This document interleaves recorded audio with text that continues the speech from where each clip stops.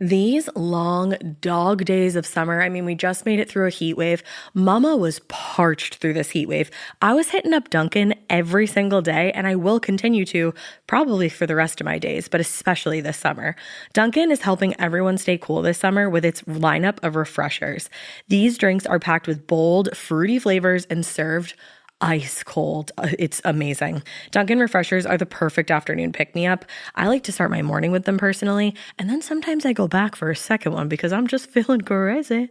They come in a variety of delicious flavors, including fan favorites mango pineapple and strawberry dragon fruit. And then for a limited time, there's black cherry and there's pink pineapple. I'm going to tell you something right now, and it's a bold claim, let me tell you, but I stand behind it. Pink pineapple will change your life. It is so good. It has me feeling like I'm sitting in a pool, resort side, just living, honey. It's so yummy. Try your favorite flavor with green tea, sparkling water, lemonade, or Dunkin's all-new limeade. I haven't tried the limeade yet, but I'm going to. Usually I get my drinks made with green tea and occasionally lemonade, but I do really like the green tea. Or if you don't want to build your own, try one of Dunkin's curated refreshers like the Cherry Lime Ricky or the Ultimate Pink Daydream. The Cherry Lime Ricky, scrumptious. I could drink like 3 of these a day. They're so freaking yummy. Head to Dunkin' today and find your favorite refresher. Dunkin' refreshers contain less than 1% fruit juice. Limited time offer. When it comes to online college, Southern New Hampshire University is so good, it's scary. Listen, the facts don't lie.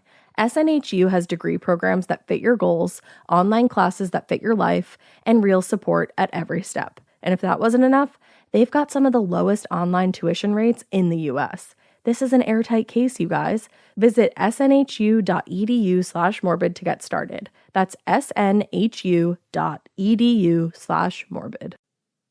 Every good detective needs a partner to support them on important cases. Think of a State Farm agent like your sidekick, there to help you along the way in your search for coverage. State Farm can help you choose the coverage you need, whether it's for your home, car, boat, or even RV. With so many options, it's nice knowing you have help finding what fits for you so you can get back to solving all of life's bigger cases. Go to statefarm.com or use the award-winning app to connect with a local agent and get a quote. Like a good neighbor, State Farm is there. Hey, weirdos. I'm Elena. I'm Ash. And this is Morbid.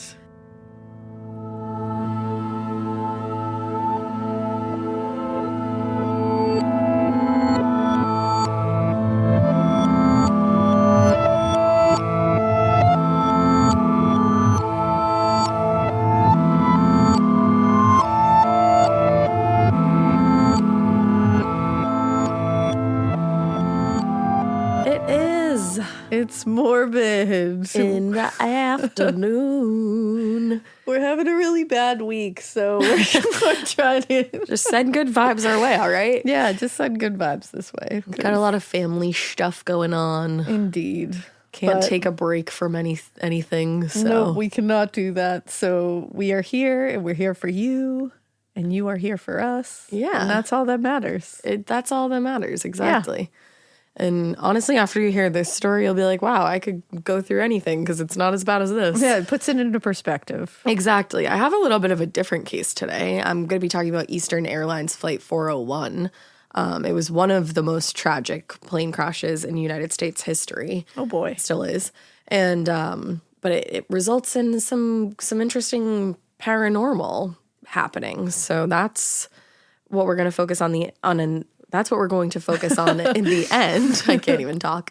But before we get to that, I am going to go kind of through what really happened before the paranormal started happening. So I'm sorry, Elena.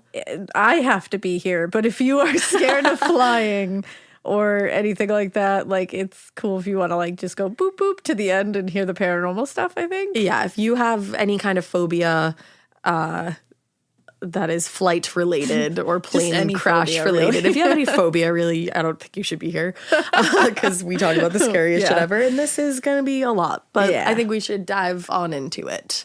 Let's go. I'm going to disassociate a little bit, but totally I'll be here. Totally fine. I found it interesting to kind of get into the mechanics of planes, and it weirdly made me feel better about this because this was just kind of user error. And it's from like the 70s. So it's a long time ago. I think 51 years Things ago. have gotten a lot better since then. So Exactly. we can all feel better about that. So, on December 29th, 1972, Eastern Airlines Flight 401, it was scheduled to depart from JFK, John F. Kennedy International Airport in Jamaica, New York, at about 9:20 p.m., and it was bound for the Miami International Airport on what would be roughly a 3-hour flight. Yeah. Now, the aircraft, it was a Lockheed L-1011-01 TriStar.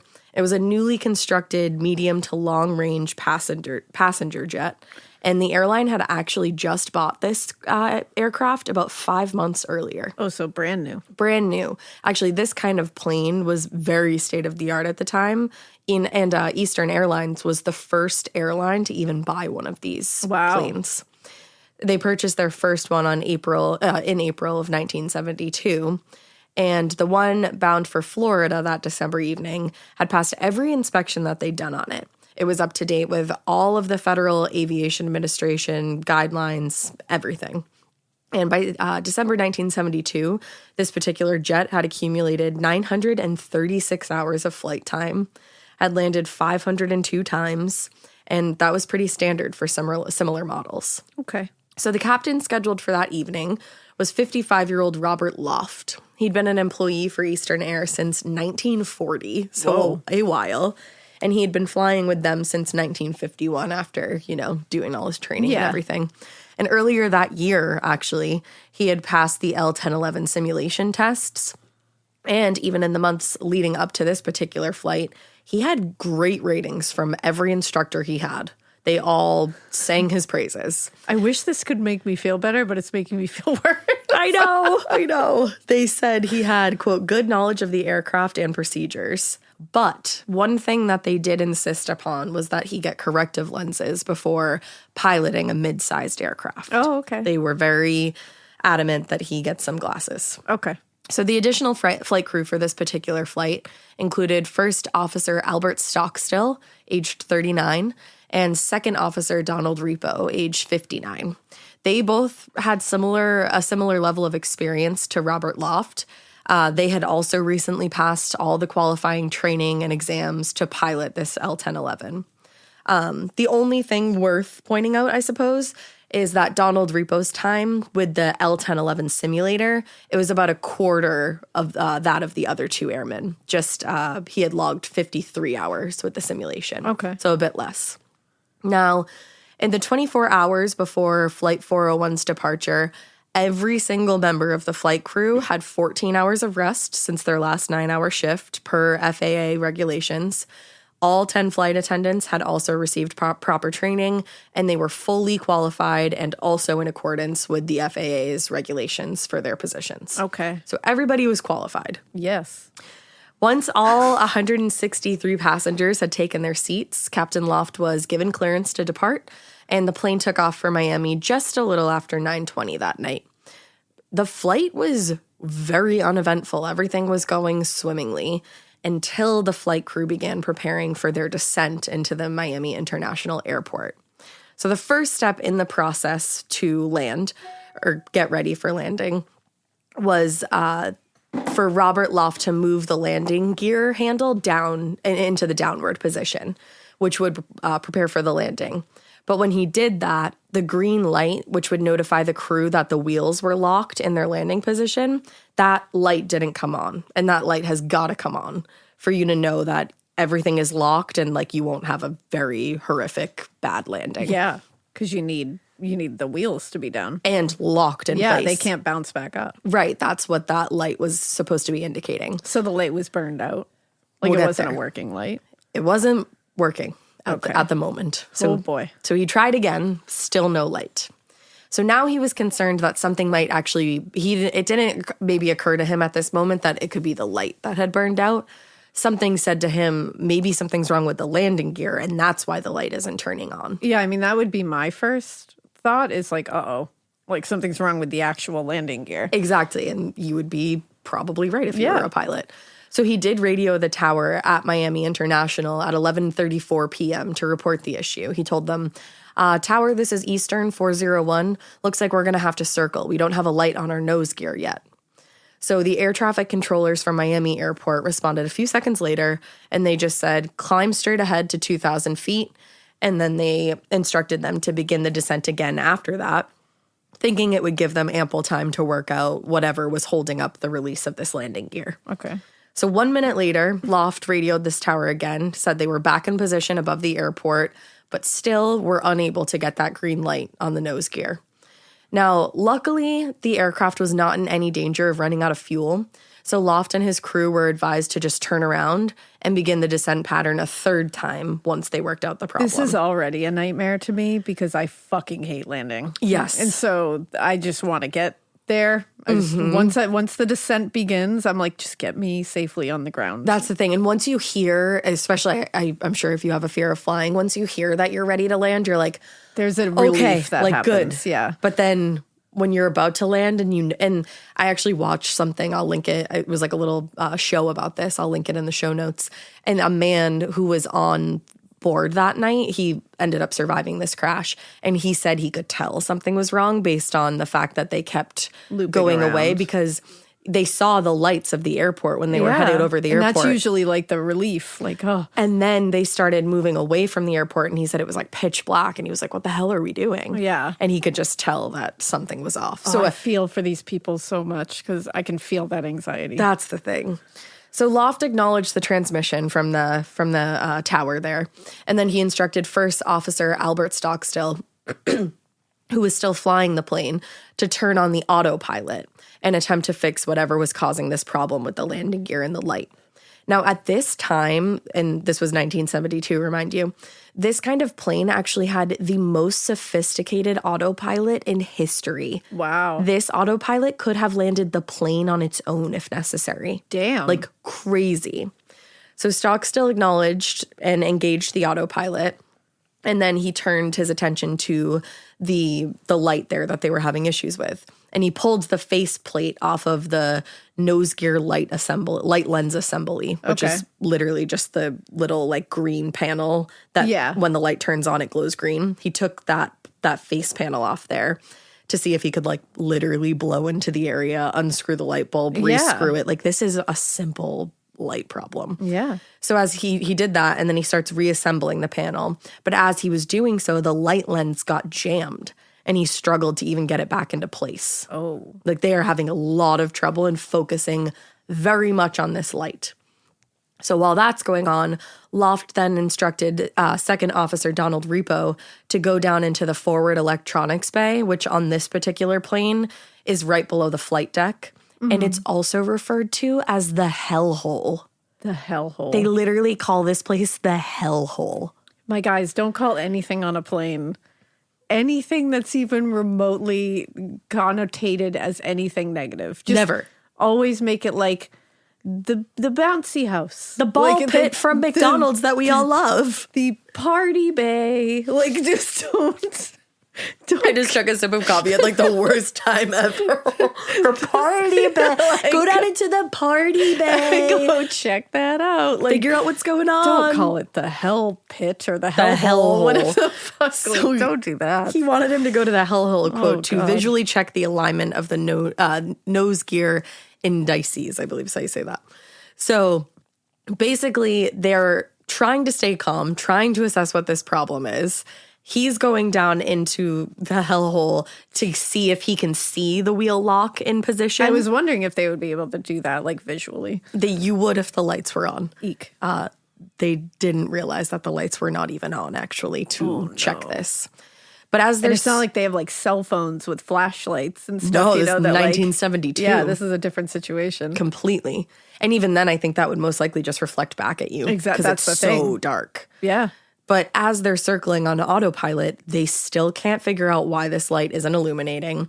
They can't tell if their landing gear is engaged, which that's what Donald Repo was going down to check. Mm-hmm. But the lights hadn't been turned on to see that particular, like, vantage point thing, I guess. Now, at 11:39 p.m., Loft radioed the Miami Tower crew once again to report that they were still trying to correct the problem. And that after that was when he sent Donald Repo back into the electronics bay to check everything for a second time. I think that was once they realized that they hadn't turned the lights on for him to even check. Damn. But 2 minutes later, Repo popped his head through the hatch and told Loft, I can't see. It's pitch dark. I throw the little light. I get nothing. Wow. So he's basically saying, I have no fucking idea, dude. So from the tower at MIA, which is Miami International, the traffic controllers noticed that even though they had told the pilots to maintain an altitude of 2,000 feet, the plane had started to descend in the last minute or two since they had last spoken. At first, it had just dropped a couple hundred feet, but then there was a second drop of about 900 feet. Now, this is terrifying, so I'm sorry, Elena and everybody else, but what Flight 401, the crew didn't realize was that as they were all focused on the landing gear extension light and trying to fix this problem, somehow the autopilot program had disengaged and the jet was free flying with nobody at the helm.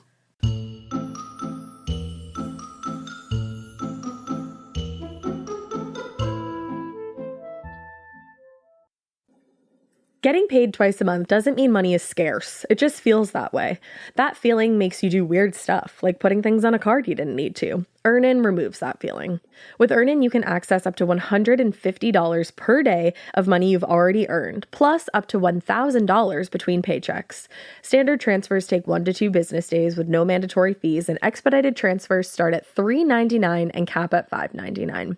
5 million people are already on it, and honestly, it's wild it didn't exist sooner. Download Earnin on the App Store or Google Play, spelled like earning money without the G. Type in Morbid under podcast when you sign up. It'll really help the show. Earnin is a financial technology company, not a bank. Access limits are based on your earnings and risk factors. Standard cash outs take 1 to 2 business days with no mandatory fees. Expedited transfers available for a fee. Tips are voluntary and don't affect the service. Available in select states. Terms and restrictions apply. Visit earnin.com for full details. Every good detective needs a partner to support them on important cases. Think of a State Farm agent like your sidekick, there to help you along the way in your search for coverage. State Farm can help you choose the coverage you need, whether it's for your home, car, boat, or even RV. With so many options, it's nice knowing you have help finding what fits for you so you can get back to solving all of life's bigger cases.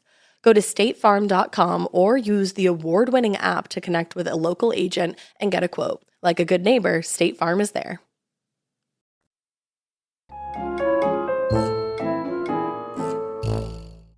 Oh, boy. Yeah. So this is like user error kind of thing. Completely. Okay. Like, and we'll get into actually everything that when the investigation was done contributed to the crash. It's honestly, it's knowing that it's like a human error and not a thing with the plane. Like a technical that, error. Like everything looked great on the plane and then oops, it just broke. It's like that's for some reason scarier to me. Yeah. Because I feel like they must have learned something from this experience to use, and you know what I mean? Like human error absolutely. you learn from. A mechanical error, sometimes it's like, hope that doesn't happen again. You know, Right. like it's just one of those things. Like, Right. So I guess this is like something that at least I hope they took a lot from. They did. They took a lot from this because we'll get into it. But at the time when this happened, it was the most tragic plane crash in U.S. history. Oh, I just feel so, I'm like, I'm picturing all these people and I'm like, oh. It's a lot. And when it's a lot. So at 11:41 p.m., the tower radioed the flight crew and instructed them to course correct because they were like, whoa, you like, have what's happening there? veered off. Loft acknowledged and requested permission to get back into position for their descent, but still didn't realize that they had it was free just fallen free. as much as they had. About 20 seconds later, there was another transmission that came in from Flight 401, where Stockstill can be heard saying on the recording, "We did something to the altitude. We're still at 2,000, right?" Now, a second or two later, Loft's voice can be heard on the recording shouting, "Hey, what's happening?"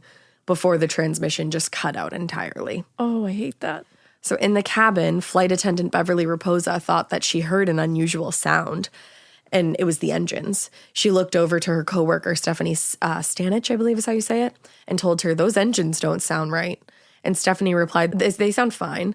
But Beverly was like, no, they absolutely do not. And just seconds before the plane tilted violently forward and began a rapid descent, Beverly looked at Stephanie and said, no, they don't. Oh, boy.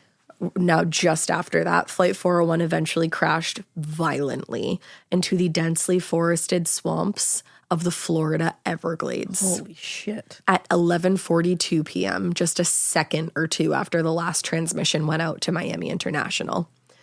The last transmission to the aircraft from the airport's tower actually went unanswered, and another plane ended up radioing the tower to say that they had just seen a great flash out west, and they weren't sure what it was, but they wanted to report it. Oof. That flash was part of the plane exploding as it crashed. Oof. So on the evening of December 29th, the temperature in Miami was a mild 72 degrees with clear weather and unrestricted visibility. It was a perfect night, other than the fact that there was no moon that night. Oh, so of course. The crash occurred in near total darkness. Now, and the plane itself had crashed about 20 miles northeast of Miami International Airport and about 8 miles north of, I think it's Tamiami Trail. It's a long stretch of highway that runs along the western edge of Florida. Okay. Now, the area where the plane was now was a flat marshland covered with soft mud under about 6 to 12 inches of swamp water. Oh, my God. Which had helped soften the impact of the plane that when it hit the ground, but it should be said that it was not an easier landing because of this. It was very much still a plane crash. Horrific. In fact, when the plane struck on the earth, the left outer wing hit first, then the main engine, and then the left portion of the landing gear, and that caused that area of the plane to disintegrate into pieces. And that destroyed almost every section of the passenger compartment. Ugh. Now, on top of that, when the wing hit the muddy earth, it sent the plane into a pinwheel motion, and that impact broke the plane into 4 sections, which then scattered luggage and debris across an area of about 1,600 feet long and 300 feet wide. Oh. So people and things were just scattered everywhere. Later, when investigators surveyed the wreckage, they found the right landing gear to be down and in a locked position, and then the right had been actually torn from the plane. And the landing gear lever in the cockpit was still in the gearward down position, meaning that it had been engaged before the crash, and that's what told them, like, they were about to land. Oh. So a search of the electronics bay found that the visual indicator sight and wheel wall service light assembly were both fully operational. And most disturbingly, the bulbs in the nose gear assembly, which had been the initial source of the trouble for Flight 401, had simply burned out. So that's it. It was just burned out light bulbs. This entire crash came down to a $12 burned out light bulb. Wow. Wild.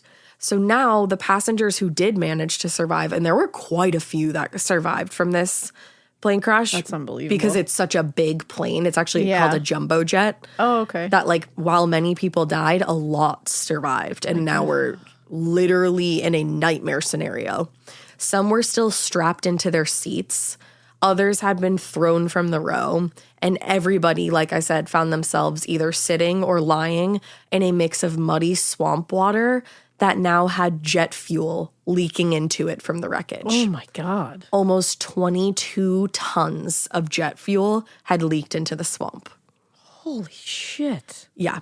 One passenger, Ron Infantino, when he realized what was happening, he started to panic, and he called out to his new wife, Lily. They had been married 20 days earlier, and she had been sitting beside him on the plane, but now she was nowhere to be found. Oh, my God. And he couldn't move because the crash caused him to break his arm, his knee, and his chest was wounded. And all he could do was sit there helpless as he, quote, heard alligators and snakes splash around him. Because remember, they're in the Florida Everglades. And now there's all these people who are injured and deceased. Yup. And these alligators are like, it's feeding time. Yeah. Holy shit. Because initially, obviously, the sound of the crash probably sent them kind of like Yeah. going away. But now it's But now still... they're smelling blood in the water. They're seeing what's going on. Like, this is a true nightmare scenario.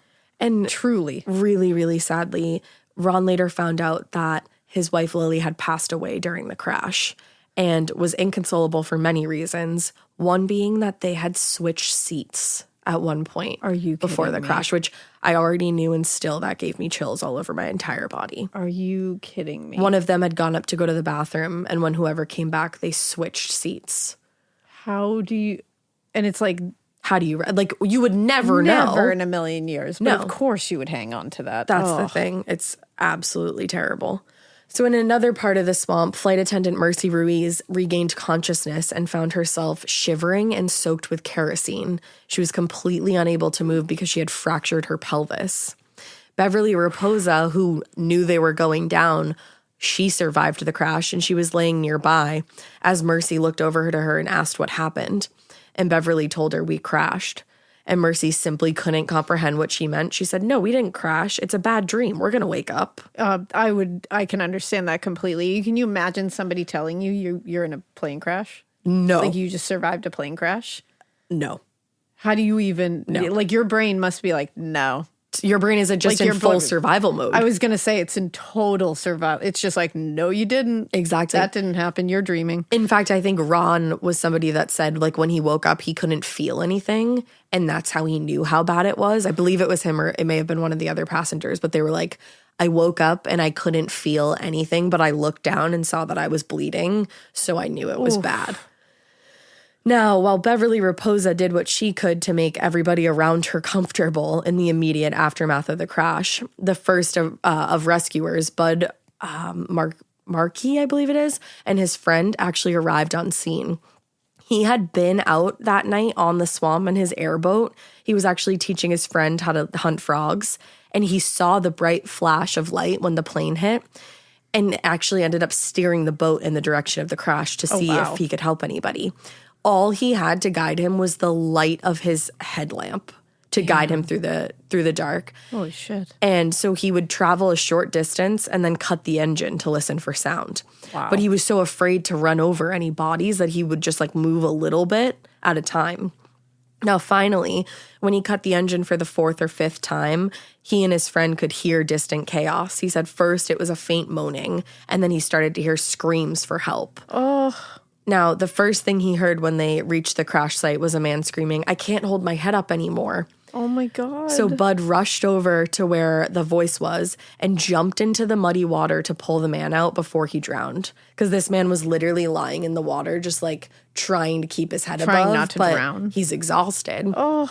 So as he scanned the scene around him, all he could see in the light from his headlamp was just twisted metal and bodies everywhere. Oh my God. Decades later, he said, "I'm one person in the midst of all this. I'm no doctor. I didn't know what to do."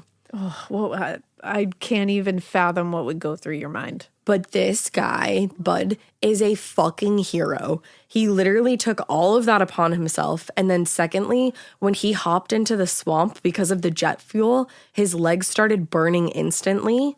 And he still managed to wade through the water and help whoever he could. And he's in there with like alligators and shit. Alligators, like, or crocodiles. I don't snakes. know the difference, but Everything. everything. And jet fuel. Oh. He said he ended up having to treat burns on his legs for the next week. Oh my God.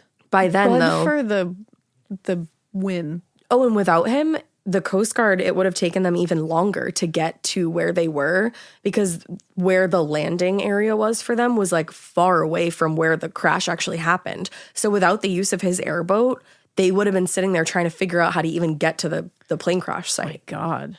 Now, by then, the Coast Guard, they had been alerted to the crash, and they dispatched helicopters to search for the wreck. And actually, they wouldn't have even been able to find them because it was so dark. The swamp had extinguished the fire, and again, because there was no moon that night, and then combined with the density of the forest, it obscured the location where the plane had crashed. Wow. So Petty Officer John Schneck told reporters, "I couldn't even see the crash. It was pitch dark. But fortunately, Bud, a true fucking hero here, recognized the sound of helicopters and raised his headlamp toward the sky to get their attention." Wow. Started waving it around. And then ended up waving them in the direction of a nearby levee where they were able to land. And he ended up transporting them over to the crash site. Bud. Yeah. Fuck, what a hero. He is like truly true hero in every sense of the word. One of the main heroes in this story. Now, while the first responders started making their way around the scene of the accident, flight attendants Beverly Raposa and Pat Georgia gathered those survivors who could move, and the group began singing Christmas carols. Oh my God, are you kidding me? Just to keep everybody calm. Oh. Now, at first, the singing... God, that's so... That's bleak. so... That just fucked me up. Because it's just a stark contrast. You put Christmas carols next to anything dark and scary to me, and I'm gone. And a lot of these people were traveling for the holidays. It had just been Christmas. Like, people were going to Miami after Christmas to get warm and see family and celebrate with family that they hadn't seen. But, like, they're just trying to do anything they can to bring any kind of lightness to this. And at first, the thing was, the singing was actually intended to help rescuers find their location. Oh, that's a good idea, too. But then it ended up, like you were just saying, becoming a means of keeping people calm. Exactly. Passenger Martin Seminaro told reporters after they'd been rescued, it was nice. People controlled themselves very well. I've seen movies about this sort of thing, but it was nothing like this. Oh, wow. Like, they all just banded together. And just sang Christmas carols. Yeah. Oh. So while ground crews worked to locate the survivors, additional helicopters ended up flying overhead to provide light while the crews worked. Now, once a survivor was located and capable of being moved, they would put that person on Bud's airboat and then take them to land, where they could then be transported to the nearest hospital. One of the first survivors discovered, who was still sitting in the cockpit, was Captain Robert Loft. Damn. He was not in good condition, though. He had lacerations all over him, and it was clear to one of the first responders, Schneck, that he had broken ribs as well. Ugh. And Schneck looked at him and said, like, hold on, there's more people coming. But Captain Loft told him, I'm going to die. Oh. And unfortunately, he did pass away on the scene not too long after. Don Repo also survived the crash and was taken to the hospital, but he later passed in the hospital due to his injuries. Oh, God. So rescuers were just watching in horror as several locals descended upon the scene. They had made their way to the site and began looting the bodies of these people. What? Literally, locals came out to this Florida area. locals? Florida men. And started looting the bodies. Schneck told reporters, I saw them taking watches and things from dead people. But what can you do? We were there trying to help their survivors and get them out of there. So they couldn't even stop them because they were like, we have to just deal with the surviving members here. Florida, you're not okay. Florida. You're not okay. Like you're bleeding. You're not okay. People are horrid. Holy shit. I have never heard something like that. Florida man established 1972. Oh my God. Isn't that a fucking on another plane level? Crash? You show up at the scene and start stealing things off of dead bodies? What? What? What? Who? Did you just go to sleep that night after that? I have no idea. What the fuck? Luckily, hopefully all the people who did that are dead now. I would imagine. If you're not, can't wait for that day, my friend. Because what the fuck? How low do you have to be to rip something off of a dead body? A plane crash victim. Yeah. Any dead body. But a plane crash victim while other victims and survivors are being carted away? Unreal. I'm just like, my brain doesn't wrap around that. That is shocking. Unreal. That's one of the most shocking aspects to this story. Humans need to get it the fuck together. And if we haven't by now, I unfortunately don't think we will. What a species we are. Yeah. Fuck. Yeah. That is bleak. That's unlike anything I've ever heard. Shit. So crews worked through the night to locate the living and slowly move them out of the swamp. They had been instructed by the FAA to leave the dead and focus only on the living for the time being. But at first, telling the living from the dead was difficult, so the process was moving slowly.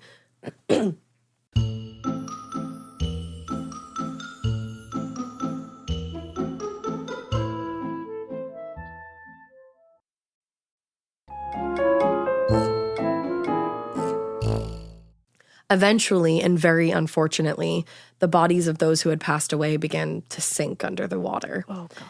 And those who were still living were able to be identified and rescued more easily once that started happening, which is just this is horrific. Really horrific. By the next morning, rescue workers had found all 77 survivors.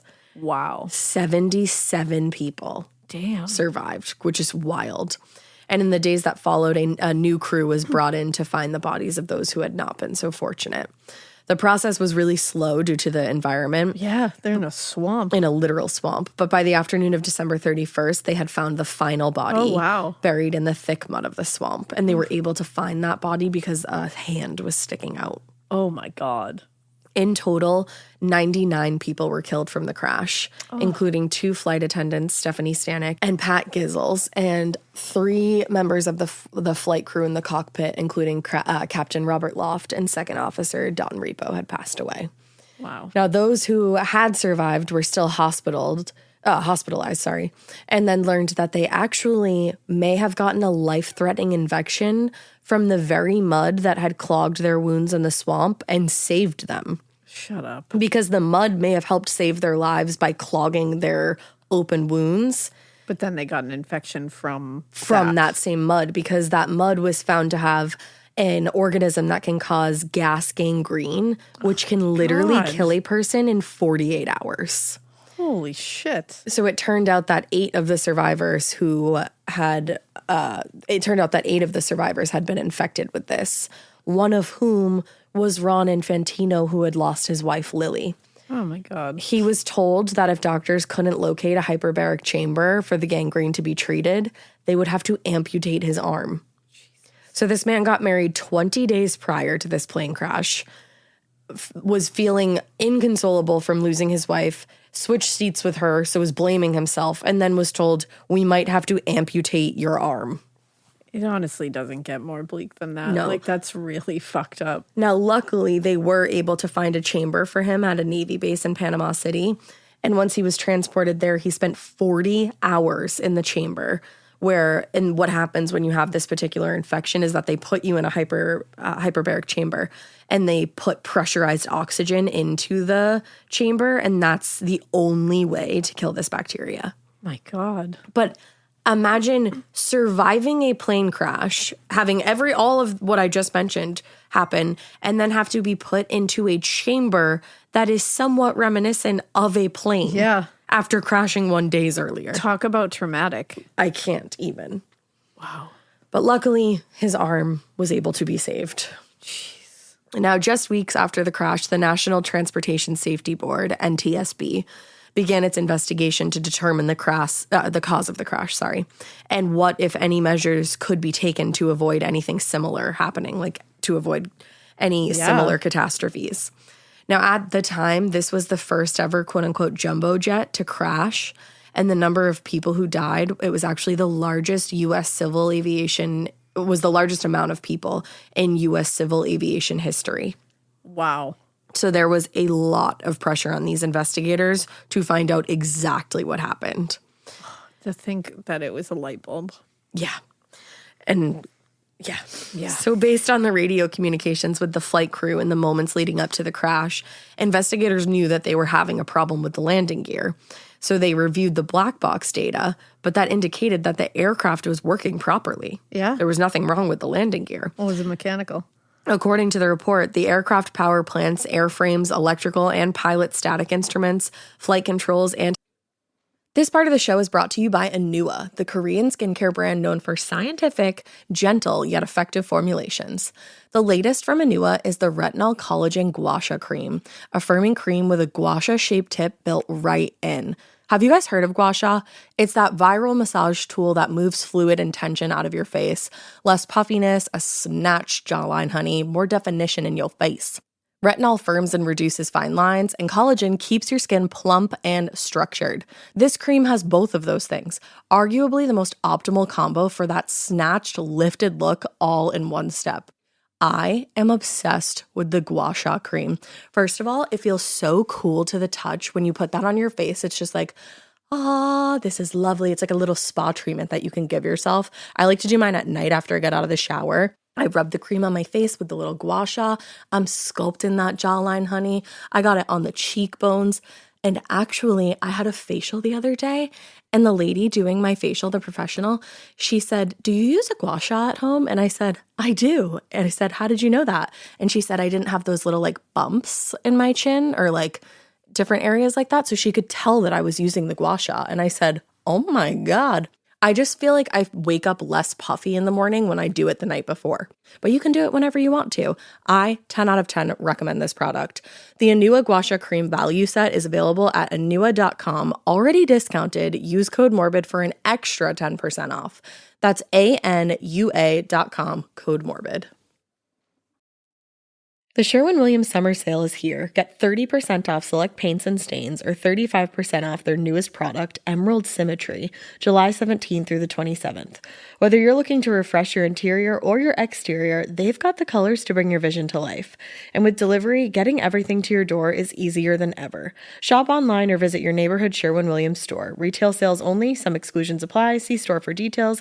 Delivery available on qualifying orders. Hydraulic and electrical systems were not factors contributing to this incident. Wow. And that is directly from the NTSB.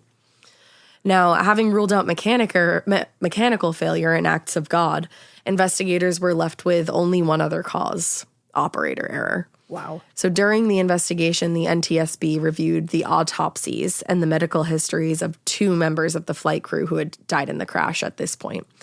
Don Repo's autopsy and history turned up really nothing significant, but the postmortem examination of Captain Loft did show that there was actually a tumor in his cranial cavity, which the medical examiner noted, quote, could have affected the captain's vision, particularly where peripheral vision was concerned. Oh. Now that means he's looking at that light. He's not seeing in his peripheral the autopilot happening with the autopilot thing. Exactly. And wasn't he the one that they insisted he wear glasses? Exactly.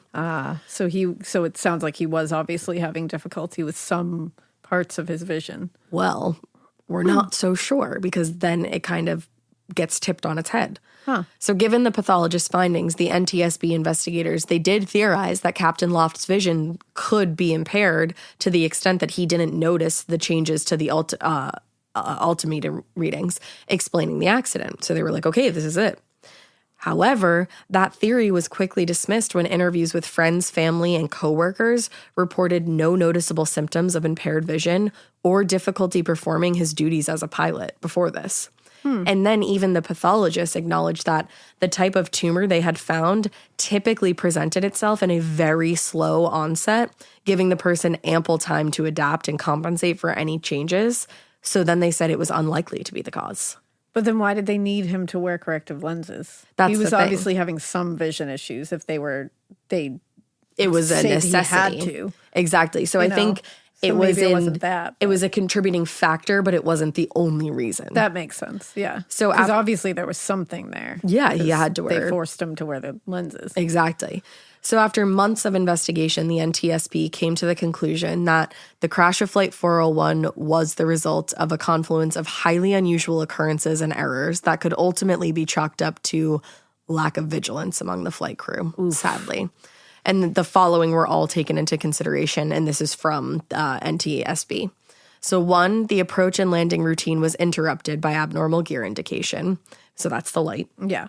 The autopilot was engaged to reduce workload, but positive delegation of aircraft control was not accomplished. So they didn't put someone to make sure that autopilot was sitting Nobody in the right was position. yes. Nobody was making sure everything was, because that's it popped into my head when you said like they put it on autopilot and just went about really paying attention to this other thing. It's like, yeah, like put it on autopilot. Three sure, of you should totally be figuring out what the hell's happening. But one of you has to have eyes on that. One of you should be sitting there going, okay, everything is like keeping an eye on where you are, what the plane's doing, what the altitude is doing, what that autopilot is doing. It makes sense to me, but I was like, I'm not a pilot, so I'm not going to claim to know what is supposed to be happening in that cockpit. And here's the thing. The plane can fly itself, but the plane is not meant to fly itself. Yeah, it's like that autopilot is very there powerful for that and reason. is there to, like you said, it could land by itself. But you have to be sitting there monitoring it. Yeah, it's just like, it's really nuts. And especially I don't think it's supposed to do that in a situation where there's 3 people that aren't incapacitated. Exactly. You know? They did find out after that there were certain issues with the autopilot on these particular jets because it was so new. But they also found that pilots in previous flights on this particular jet had relied too much on the autopilot. Interesting. In a survey. They also, again, going back to the NTSB, kind of their conclusion on this, right? The nose gear position light lens assembly was removed and incorrectly reinstalled. The captain divided his attention between attempts to help the first officer and orders to the other crew members to try other approaches to the problem. And finally, the flight crew devoted approximately 4 minutes to the distraction with minimal regard for the other flight requirements. Yeah. So essentially, far too much manpower and time was put to this one tiny problem. And not delegated around. Not delegated around at all. And again, I don't claim to know anything about flying a plane or being a pilot. No way. I can't imagine being a pilot. To me, it's like one of the scariest and most impressive fucking jobs you could have. And it's like, so I don't know what you're supposed to be doing, but it just logically, it makes sense to me that if there's more than one person and none of you are incapacitated at the moment, that you need to delegate that stuff to. That's the thing, because there was having eyes everywhere. There were 4 people in this cockpit. 4 even. So. Exactly. Yeah. Now, in more simple terms, essentially, and I think we've made it pretty clear, the flight crew was so preoccupied with the failure of the nose gear indicator light and didn't notice when, without realizing it, one of them had most likely accidentally bumped the autopilot control and turned the program off. That's chilling. Chilling. That's really chilling. Now, the second thing that investigators did want to look into, because maybe it could be of help, was the relatively high survival rate of the passengers. Yeah. The crash of Flight 401 was and still is, like I said, one of the worst air disasters to ever occur in the U.S., and it did result in total loss of this particular aircraft. But it was still surprising to investigators that nearly half of the passengers lived. Yeah. And many of them suffered relatively minor injuries. That's unbelievable. Truly. Now, investigators couldn't say with 100% certainty, but they theorized that the larger section of the mid-fuselage, I believe is how you say it, that's where most of the survivors were seated. It managed to stay intact, quote, until the velocity was considerably reduced or until these sections came to a stop. Wow. So people seated in that section sustained way fewer injuries than those in other sections where the aircraft broke apart. Oh, okay. Investigators, was that in like the middle of the plane, do you think? Literally like the direct middle. Like well, they always say you're safest where the wings are. And I think that could be why. Ah, interesting. Now, investigators also believed that the relatively new design of the seat, which, quote, incorporated energy absorbers into the support structure, could also explain the high number of survivors. Interesting. A lot, I think, went into it. Yeah. I also think because the plane had been descending for so long, Yeah, it wasn't as high. it didn't fall from like 2,000 feet in the Yeah. sky abruptly into the ground. It did fall It was abruptly. dropping at a different rate. Exactly. Kind of thing. Now, after the release of the NTSB's report on the investigation, many survivors and family members of those who had not survived did file lawsuits of against course. Eastern Air. I would have done the exact Yeah. same thing. They eventually paid out more than $50 million in damages. That would be about $361 million today. Oh, damn. Okay. So, yeah. Yeah. So they paid a pretty penny. Yeah. Now, the tragedy of Flight 401 was almost immediately incorporated into Florida's folklore. But what is surprising is actually that the supernatural phenomenon around this case started happening even before the flight had taken off. Huh. According to local Florida writer Greg Jenkins, one of the flight attendants who was actually scheduled to work on Flight 401 started having nightmares and what she believed were psychic visions of the catastrophic crash in early December. Wow. Now, during these nightmares, quote, she heard sobbing and crying and echoing in her head. Ooh. And eventually her dreams became so strong and vivid that she started telling her friends and her colleagues about them. She said that she was completely convinced, quote, a Lockheed TriStar jet would be approaching the Miami International Airport and crash, killing everyone. What? Yes. Now, as her dreams and visions went on, they started including things like Christmas presents and holiday wreaths. Holy shit. And that led her to believe that whatever was going to happen, it was likely to happen soon. That's horrifying. So on December 29th, there was a last-minute change in crew schedules, and that resulted in several flight attendants being put on this particular flight at the last minute. And 3 of them, including this particular woman who had these premonitions about the accident, ended up declining the shift. Wow. Because she had talked to them and they were so freaked out about her dreams and visions. Holy shit. And the woman who had been having these nightmares, she actually didn't work at all that night because she was so scared. I don't blame her. The next day when she learned of the crash, she said all the visions and the dreams made sense. The Christmas presents, the holiday wreaths, and the apparition she had seen of, quote, hands stretched outward, then disappearing forever with muffled screams. That's literally how the last body was found. A hand stretched upward. My whole body is just gone. Can you imagine? Just holy shit. According to author Greg Jenkins, who wrote Florida's Ghostly Legends and Haunted Folklore, the first report of an apparition associated with Flight 401, which are quite frequent, were quite frequent afterwards. The first one was from Eastern Air's own vice president. He had boarded a flight to Miami just months after the crash on the exact same kind of plane. Now, some people actually said that this plane that he was on was made from recycled parts of the plane that had crashed, but Eastern Airlines was adamant that they never recycled any parts for new aircrafts. Okay. It is highly debated in this story, but it is simply alleged. Okay. Also, Eastern Airlines doesn't exist anymore. So whatever. But still, same kind of plane and same route that this guy was getting on. No, thank you. No. But anyway, this man, vice president of Eastern Air, boards the plane at JFK in New York, and he takes his seat in the first class section of the plane. And he noticed that he was sitting next to one of Eastern's pilots. And he said this guy's, quote, eyes were fixated on something outside the window.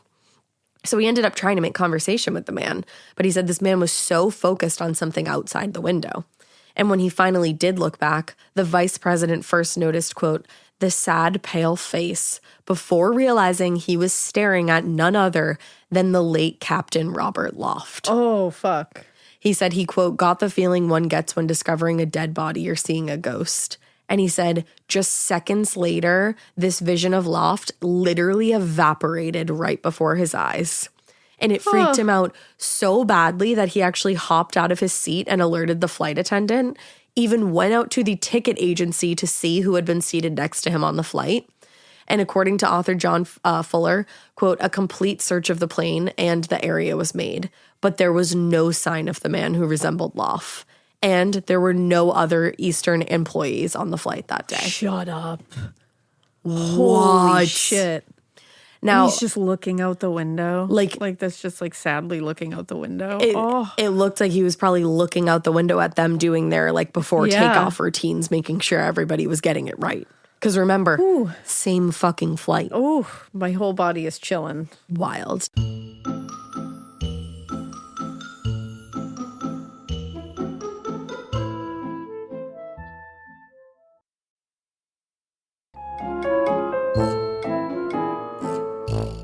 Now, according to Fuller, additional sightings of Loft followed soon after, most often on flights from JFK to Miami for obvious reasons. But many of those who spotted the apparitions were actually Eastern Airline employees themselves, several of whom had worked with Loft on multiple occasions, and they always were shocked to see his face because they knew what had happened. They knew his face. There were actually so many sightings that allegedly Eastern Airlines warned their employees not to speak about it. Wow. They started happening so frequently. Holy shit. Now, while Captain Loft was, like I said, a frequently reported sighting on Eastern flights, before long there were other ghosts reported, including that of Second Officer Donald Repo. In one instance, a passenger traveling on Eastern Air Flight 318, which was also an L-1011 aircraft, they reported sitting next to an Eastern employee on her flight to Miami. And she said she noticed that this man sitting next to her looked pale and sickly, so she actually asked him if he was all right. But the man did not respond to her and just kept looking straight ahead. And still concerned, the woman pushed the call button to get the flight attendant because she's like, something's wrong with this guy. Like, is he going to throw up or something? By the time the flight attendant arrived, the man next to her had simply disappeared. No. Gone. No. Can you imagine? No, I can't. Now later when the plane landed, because then this poor woman actually went through with the flight. Yeah, just like, what the fuck did I just see? Like, what is that? Like I said earlier, like almost a 4-hour flight. I think you're just like, what? You're like, what now? The flight attendant asked the woman if she wanted to look over some recent photos of Eastern Air employees, because she's like, who did you see? And the woman agreed. And eventually they came across a group photo of Eastern pilots. And one of those pilots, the woman pointed to, and she said, that was the man sitting next to me. That was absolutely him. And the flight attendant and the woman were both stunned when they turned the photo over and saw the inscription, which read, "In Memorial, Flight 401, December 29th, 1972. The man that she had pointed to was Second Officer Donald Repo. Holy shit. Sat next to I her. have never gotten more chills in my life than I've gotten during this story. Like, holy shit. This story is insane. Wow. Now, strangely, in the years that passed, and remember this previous thing happened on Flight 318, but it seems that Flight 318 became a frequent host for spirits with a connection to Flight 401. Huh. In one instance, a crew of Marriott caterers loaded food into the gallery and left, that's what they were doing, and then they all left the plane abruptly and refused to get back on board. And the flight crew was like, what is going on? And they, quote, told them that they saw a flight engineer standing in the galley who instantly disappeared right before their eyes. And that's like a group of people being like, just a group of caterers, and they're like, I'm not getting back on that plane. Like, no. No. Then on another flight from New York to Miami, while the aircraft was flying over the Everglades, a male voice came over the PA and announced that they'd be landing soon, instructing everyone to fasten their safety belts. Now later, one of the crew members said they hadn't recognized the voice, but it was discovered that none of the flight crew had made that announcement. Holy shit. And remember, they were most likely flying over the Everglades on the flight that crashed when they said, like safety belts on, we're about to land. Yeah. Now, as time passed, there were more and more sightings, most often of Lofter Repo, but also unusual circumstances that eventually led a lot of people to wonder if Flight 401 was like a jinxed number. Huh. This became a source of serious speculation in 1980 when Eastern Air Flight 401 from New York to Miami was hijacked. Holy shit. And it was flown to Cuba with 225 passengers on board. Ooh. For passenger Jerry Steinem, the hijacking was especially troubling because in 1972, he had traveled to New York and he was scheduled. Getting scared is one thing. Getting a thrill is, well, you want more of those in your life. The Genesis GV70 is built to thrill, baby. A thrilling yet elegant design always makes driving the GV70 an exciting adventure. Its powerful athletic stance screams performance and turns heads. Everybody's looking at you, girl, or boy, or whoever. Command the road and experience a class-leading standard 300 horsepower. Oh my God. Plus, discover the different dynamic drive modes for all different terrains. Choose between the different terrain modes for whatever road conditions you may encounter. The Genesis GV70's award-winning technology and performance lets you drive with comfort and drive with confidence all at the same time. It's an exciting SUV with intuitive tech that can make your ride smooth even when the road isn't. And its blind spot cameras allow you to see what's next to you. It's like having eyes on the side of your head. That's pretty iconic. Its performance, by the way, is measured not only in power, but in how it makes you feel confident, sexy. The Genesis GV70. Learn more at genesis.com and feel the GV70. Need a boost? Sometimes all it takes is tapping into your inner cool. Icebreaker's gum helps you unleash the confidence within. Each chew releases a rush of icy flavor powered by cooling flavor crystals, sending a wave of refreshment to reinvigorate all your senses. Icebreaker's convenient pack fits everywhere, from car cup holders to backpack pockets, so you can find your cool wherever you go. Grab Icebreaker's gum online or at a store near you. To return to Miami on board Flight 401 that had crashed.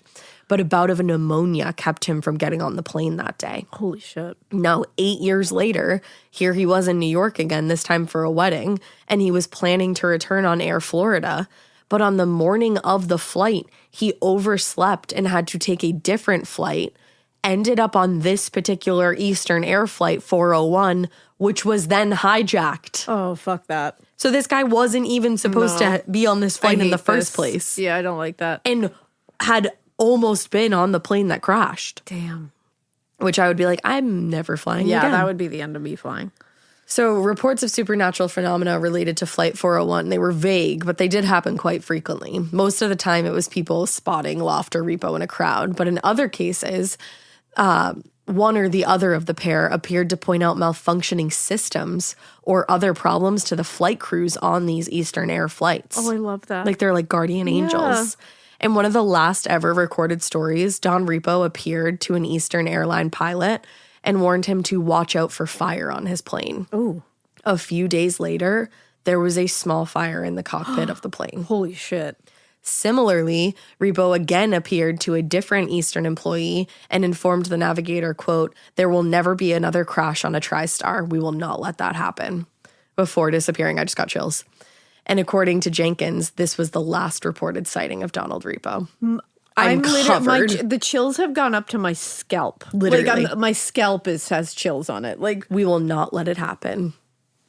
like, oh my God. It's like, because it's like operator error. and it makes I think me they just, so sad. They feel like they have to like make up for it. Oh my God. I know. So eventually the reports of ghostly visitors and psychic premonitions had become so common that author and paranormal enthusiast John G. Fuller collected them in a book along with his experience investigating the phenomenon. His book, The Ghost Flight of 401, was published just 4 years after the crash, and he purports to tell, quote, the supernatural aftermath more awful than the crash. But not everybody was so enthusiastic about his particular publication. And those critics became even more vocal a few years later when the book was adapted into a TV movie of the same name, starring Kim Basinger and Ernest Borgnine. Huh. They just weren't super happy about it. It was just a TV film. Yeah. But in an effort to mitigate any negative press, officials at Eastern Air tried to keep ahead of the story, and they refuted any claims of paranormal experience related to Flight 401. They told reporters, the ghost stories may have begun as a joke among employees, but the airline has found the legend unshakable. Now, they never took any formal steps to shut down Fuller's book or stop any rumors from spreading, but they did consider doing so when they said Fuller began reporting that parts from the destroyed plane were recycled and put into other Eastern aircrafts. But he was not the only person to say this. Yeah. If you look into anything I read about this, stated that like it was fact. Yeah. But they said absolutely not. Alleged. Now, the rumors obviously could have negatively affected Eastern's business. And like I said earlier, they were adamant that they did not do this. But I also don't really know how they could have because a lot of the plane was destroyed. I was going to say, yeah. There were certain things that did survive. And actually, when the investigation took place, people were so shocked that they had been preserved so beautifully. But who am I to say? Who knows? Who among us? Who among us? So now, more than 50 years later, a lot of the survivors from Flight 401 have sadly passed away. And in 2022, the remaining survivors actually fundraised and lobbied the state until they received the approval to install a memorial on Curtis Parkway in Miami Springs, which lists the names of the dead. And actually, Beverly Raposa spearheaded the effort to get the monument placed and said, I carry these folks in my heart every single day. There has not been one day in the last 50 years that they haven't been in my heart and that I haven't wanted to make sure that I keep my promise to them. Whew. Like, the fact that she was the one who knew this plane was going down and then was like, it is my duty to make sure that these people get remembered and then followed through with it. Yeah. There's so many heroes in this story. I know, that's the thing. Now, you will probably be happy to hear that Eastern Airlines did close their doors forever in 1991 because they did fail to keep up with new competitors who were offering lower rates. You know, that's okay. And hopefully that means now that Don Repo and Captain Loft there can rest in peace and not have to worry about. It sounds like they did too. Yeah, like they don't have to worry about making sure that doesn't happen on those flights again. Exactly. Wow. So that is the tragic and wildly paranormal story of Eastern Airlines Flight 401. That was the chills I got during that. Like, that was harrowing. That was tragic. That was terrifying. But then just to hear, like, it was all of those things. But I love the highlights of just people coming together and taking care of each other in such a tragedy. That's the stuff you need to hear, because then when you hear the bleakness of people Stealing taking things off of of dead bodies. Like, What is wrong with you? you? Got to hear a little bit of people coming together to be good people, because everybody remember, like, even that was shocking to hear that part. Yeah. Those are the minority. Oh, absolutely. In general, we all have to believe that humans are good, and that the shitty ones just are the ones that shock you, so they're the ones that get all the talk. But for this one, forget about those people. Forget about them. And think about the people who, Bud there, who went running into jet fuel swamp. My guy. Without a second thought. My guy, Bud. And all these kind of people. And think about, Captain Loft and Don Repo, who were just trying to make up for the errors that happened in that flight. It's amazing. It's so sad, but fuck. I know. It's such a tragic story, but it's also so beautiful in the end when you hear that they were like, well, we're never going to let this happen again. Yeah. But then also so tragic that their afterlife was spent making sure that this did Trying possibly to stop it from happening again when it was really just a human error. Like, it's not like anybody did anything maliciously. No. It's not like they were bad at their job. It's like it was they just had human error. And they had flown many, many flights that landed and took off safely millions of times. And again, they're just human beings. It was just a mistake of Crazy. delegating. So it's like, that's really it. It's a wild story, but we're going to get a little more haunted, and I don't know about uplifting, but we're going to get a little more haunted for spooky season because it's official. I think we're in spooky season. We record these so far ahead of time that I never know, but Mikey is nodding yes at me. Yes, there you go. So keep listening for those. We hope you keep listening. And we hope you keep it weird. But not so weird that you take things off of dead bodies when they die, because, well, that's really yucky. But do keep it so weird that you take care of your fellow man if you were to ever, God forbid, have anything happen to you in a plane crash. I love you so much. Bye. And there's a memorial, so go visit it. Yes, leave some flowers.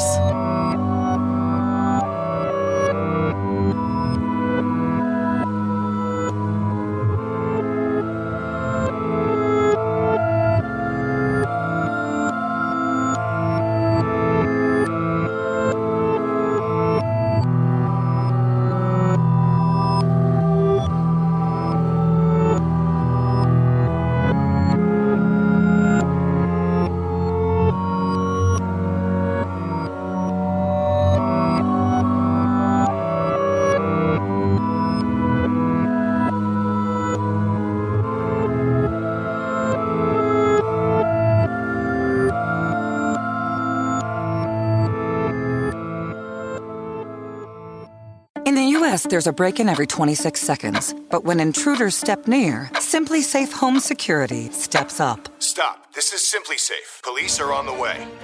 Using AI alerts, U.S.-based live agents help deter break-ins. Simply Safe, no long-term contracts. Save 50% on your new system with professional monitoring at simplysafe.com/SXM or with promo code SXM. Outdoor deterrence requires a Simply Safe Active Guard outdoor protection plan starting at $49.99 a month. Visit simplysafe.com/licenses for alarm license information. Tennessee 2012. You wouldn't take financial advice from a 72 hours in a single day alpha influencer, would you? Same goes if you're in a car accident or any accident. Who you choose matters. That's why Morgan & Morgan exists. They're the largest injury law firm in America, and they've built a reputation by actually winning cases, not just talking about it. Over 1,000 lawyers across all 50 states and $30 billion recovered. Injured? Go to forthepeople.com/podcast. That's forthepeople.com/podcast.